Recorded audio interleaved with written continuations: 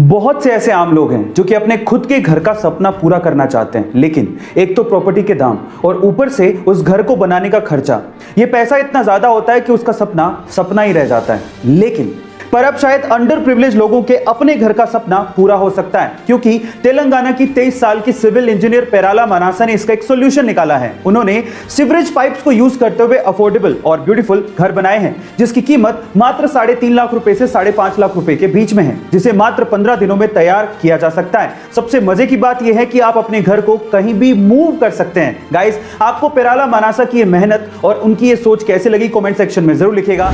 योगा क्या सिर्फ भारत में ही पॉपुलर है? क्या सिर्फ हिंदू धर्म के लोग ही योगा को अपनाते हैं और उसे करते हैं? नहीं, अब ये अपनी सीमाएं लांघ चुका है, देश के हिसाब से भी और धर्म के हिसाब से भी। मैं आपकी जानकारी के लिए आपको बता दूं कि विश्व के बहुत से देश इसे अपना रहे हैं, वहां के लोग योगा कर रहे हैं। इनफैक्ट हमारे पड़ोसी देश पाकिस्तान में भी योगा पॉपुलर होने लगा है। पाकिस्तान के बहुत से इंस्ट्रक्टर योगा सिखा भी रहे हैं और वहां के लोग इसे सीख भी रहे हैं।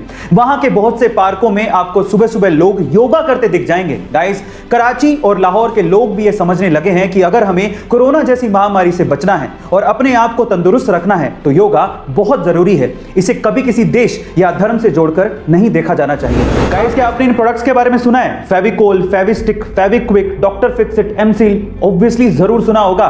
लेकिन क्या आपको पता है कि सारे के सारे प्रोडक्ट एक ही कंपनी ओन करती है, जिसका नाम है पीडीलाइट इंडस्ट्रीज। और पीडीलाइट इंडस्ट्रीज के फाउंडर और ओनर है मधुकर पारिक, जो कि पूरे इंडिया के 70वें सबसे अमीर आदमी हैं, जिनकी नेटवर्थ 13,000 करोड़ से भी ज्यादा है। अब आप लोग सोच रहे होंगे कि शायद मधुकर पारिक जी पुश्तैनी रईस रहे होंगे, लेकिन ऐसा नहीं है। मैं आपकी जानकारी के लिए आपको बता दूं कि एक समय ऐसा था जब मधुकर पारिक जी मुंबई में एक लकड़ी व्यापारी के यहां पर पियोन की तरह काम करते थे। गाइस, इसलिए कहते हैं कि बड़े सपने की शुरुआत हमेशा छोटे से ही होती है। काम छोटा या बड़ा नहीं होता, इरादे मजबूत होने चाहिए।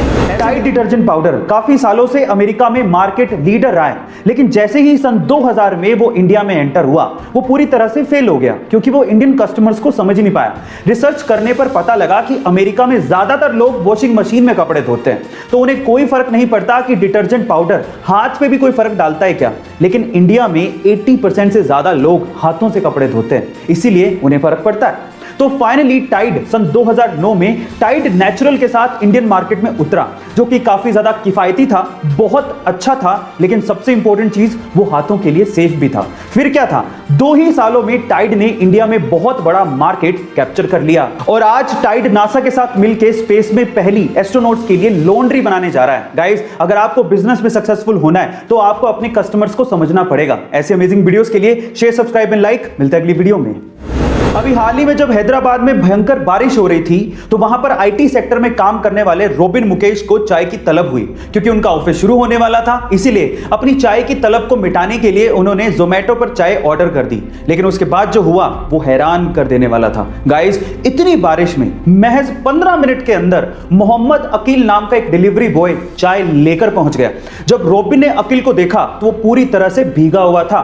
इतनी मेहनत देख के रोबिन ने अकील के लिए फंड रेज करना शुरू किया और देखते ही देखते 73,000 रुपया इकट्ठा हो गया, जिसमें से 30,000 रुपया एक अमेरिकी महिला ने डोनेट किया था। गाइस, अब इतनी मेहनत अगर कोई करेगा तो ये इनाम तो बनता ही है। हमें भी इन डिलीवरी बॉयज की हमेशा रिस्पेक्ट करनी चाहिए, जो कि बिना मौसम देखे आपके पेट की भूख मिटाते हैं। गाइस, आपको ये जान के कैसा लगा, कमेंट सेक्शन में जरूर लिखेगा। और ऐसे अमेजिंग वीडियोस के लिए शेयर, सब्सक्राइब एंड लाइक। मिलते हैं अगली वीडियो में।